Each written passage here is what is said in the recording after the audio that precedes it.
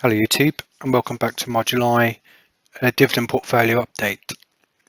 Starting with the top 10, there's a couple of changes. Reality Income's number one now. I have invested quite heavily that this month, and Reckitt Benskaya has also come up there as well because I've been putting some money into there. And that will come apparent as we go through. So essentially this month I've sold off 4 companies, which was Roper Technologies, Sherwin-Williams Chemicals, Tesla, and Tesco's. So, and that money, when I sold them off, I then reinvested that into Reality Income, BP, Reckitt Benskaya. So that's what I've done. So let's have a look at the month overall.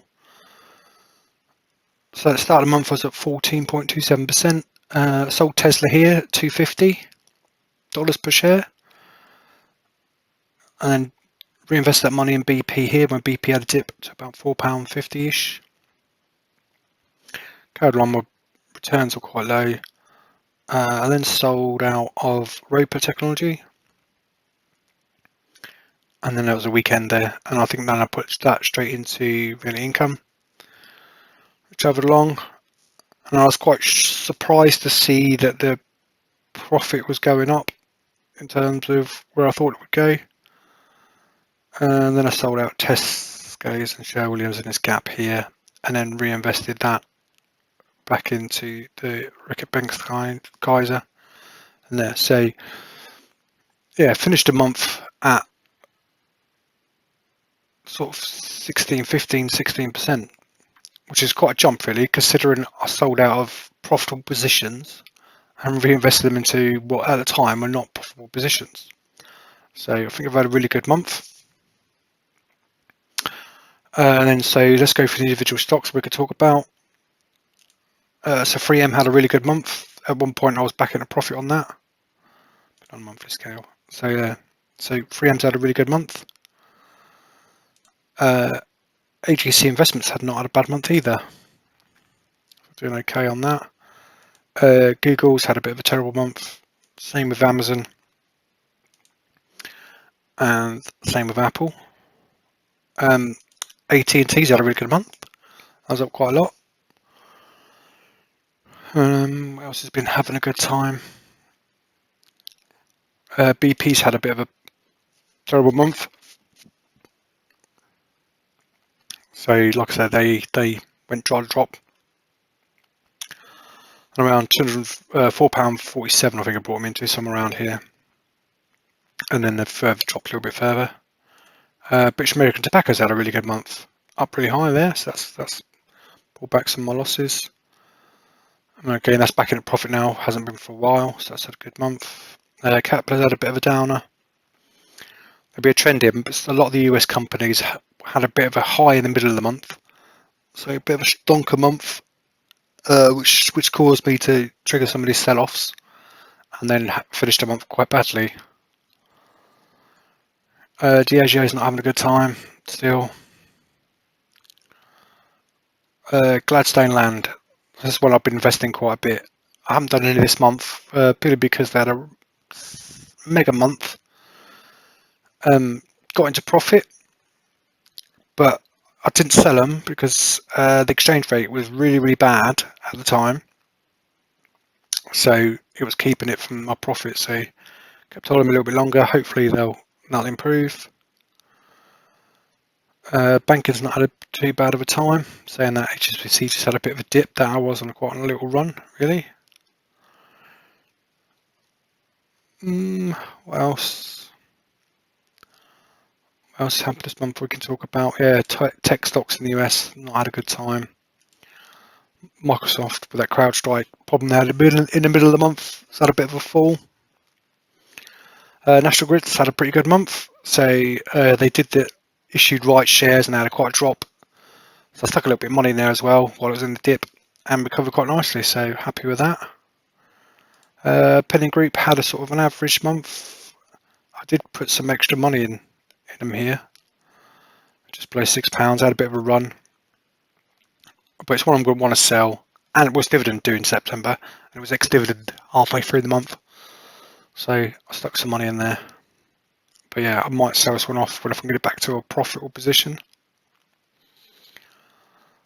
Good runner, Reality Income. So like I say, right at the beginning of the month, I put in that money I'd sold Roper for. It's about for $3 a share. And then a couple of days later, it just went on a massive run. So nearly back up to $60, where I thought it should go and be. So I'm really happy with that. So at one point, that was a loss. I was a loss down here. And then I'm up £50. So good decision made there. Okay, Kaiser, so that had a drop there, and that's why I stuck in there. Again, this is one I'm sort of cost averaging or cost down to sell after it's had some difficult times. So it's not fit for my portfolio. Rolls-Royce had a bit of a monumental month. So they announced they're going to reinstate the dividends here, and it shot up to nearly £5 a share, put me massively in profit. There's not too much news out there on how much dividend it's going to be and what the payment schedule is yet. So I'm undecided whether to keep it now because it's dividend paying or sell it and take the profit. Haven't decided on that yet. I've got time. And that's about it really. The rest of the month's been pretty there. Starbucks up and down as it goes. Yeah, my ETF's doing okay. A lot of these have been held back by the exchange rate, which is really bad. Oh, not really bad. If you're buying, it's really good, but if you're selling, it's really bad.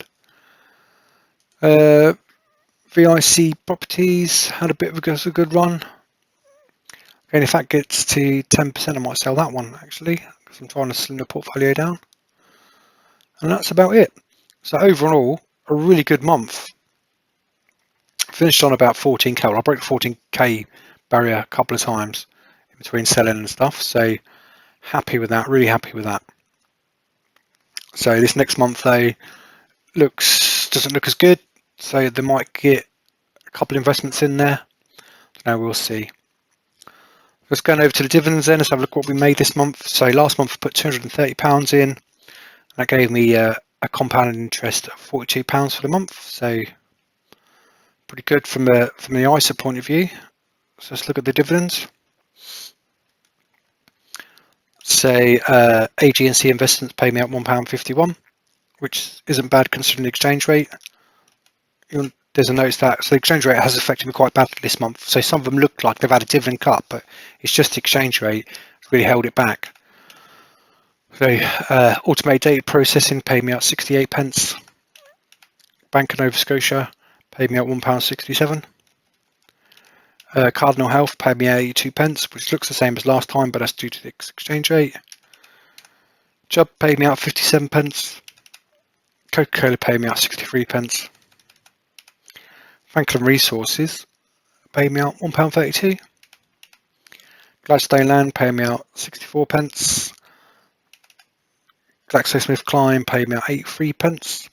So that is a bit of a dividend cut, or a bit of a fall from last time. That's a UK stock. Horizon Technology Finance paid me out £1.31, which is not bad. Illinois Tool Works, again they're affected by exchange rate, so it only paid me out 64p. JP Morgan shares, JP Morgan bonds ETF paid me out 62p. Sainsbury's paid me out £3.41, so it's not bad. Little chunk come in there. JP Morgan Chase himself paid me out 94p.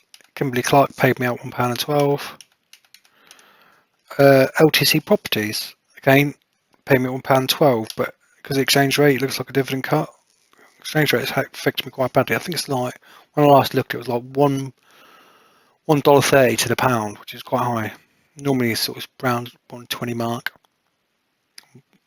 So not too good. Anyway, Main Street Capital paid me out 72p. Metronics paid me out 76p. National Grid paid me out £3.91, which is really good.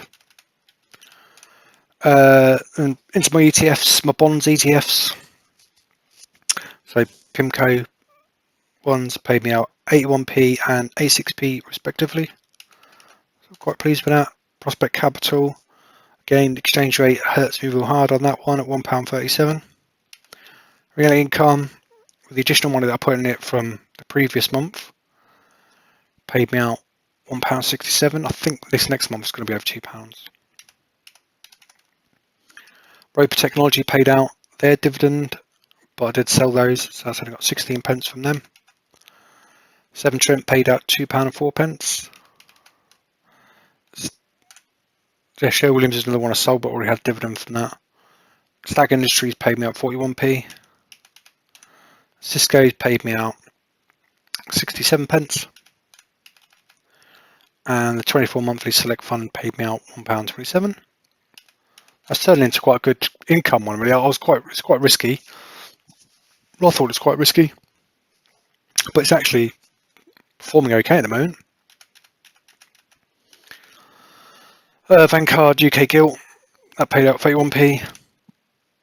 And the US bonds paid me out 55 pence. Got two of them. Made a mistake when I bought them, so I need to sell one of them off, but combined they paid me out 55 pence. VICI Properties paid me out £1.08, which is really good. And last but not least, Whitestone REIT has paid me out 31p, giving me a total for the month of £35.04, which was what against 42.86, so down a little bit compared to interest rates. Which brings me on nicely to interest rates. So I took the interest where I was totaling up and then adding it in. I think that's a mistake because it doesn't actually get what I invested as a dividend, so therefore it's kind of skewy for my figures. So then when we get to the predictor, you'll see that one of my goals is now, one of my metrics turned red because I didn't actually quite make it, but it's what it is. I think it's the right thing to do. So my return on investment is running at 18.47%, which is really good. Nice little return on that on my money. My fund value at the end of the month was £14,124, which is about £3 nearly. Yeah, £3 more than my ISA. So from a capital returns perspective, it's actually beating the ISA, so beating the cash. So my yields, so taken out of the interest, that brings my yields down. So yield on cost, which is the money I've put in, so I'm getting 6.89%, and then a dividend yield from the value is 5.5%. So pretty good. The total dividends are now running at £783. So that's really good as well. 784. And my capital growth so far this year, I'm up £978 from last year. So it's really good. Really good indeed. Let's have a quick look at the charts then. So number one dividend payer is still BP. Number two is still AGNC. Number three is now Prospect Capital. Slight change there. Number four is Shell. And number five is HSBC. So a little change there in my top five. But I'm sure some of these other ones are going to come up, like for monthly select and reality are going to start climbing that, so that might change the landscape over the next 6 months ago. So dividend so far this year, still trending in the right direction. Up, had the record month last month and a slight bump down, slightly below previously, but still trending in the right direction. Moving over to the overall, so my trending dividends is going up there nicely. It's following that green line quite well. Really happy with that. And I've now exceeded, or nearly, another month or so, maybe September time, I'll be beating 2023 total. So that's, again, trending in the right direction, in the upwards direction. Finally, on to predictor. So as I said, because I took the interest out, that actually turned my dividends from last year down. So I had a target of 312, but without interest, I only got 306. So I was £6 behind, so not too bad. This year, going well on target. I'm £1,000 behind the fund value, target fund value at the end of the year. So think I'll achieve that. I've still got August, September, October, November, December, 5 more months to go, and I'm not quite up to my £3,000 invested yet. So I should easily break that barrier. Hopefully, if stock markets sort of don't drop through the floor, and I get that money in there, because I do have some money to deposit from my put into this account. That's why I've took interest out, because that'll definitely throw out if I put it in there. So how we're looking for the 50k. So from the 50k perspective, 11 years. So that's actually brought it forward now a little bit from 12 years it's been stuck at. So not the 5 years I want to do it in, but still looking pretty good. Okay, cool. All right, that's it for this month, guys. If you've really liked this video, please give it a thumbs up. It really does help my channel out. And if you haven't already subscribed, please consider subscribing. I would really appreciate it. And if you've got any comments on the videos of what you want to see or how your own investments are doing, just leave them in the comments below and I'll always answer them. Cheers, guys. See you next time.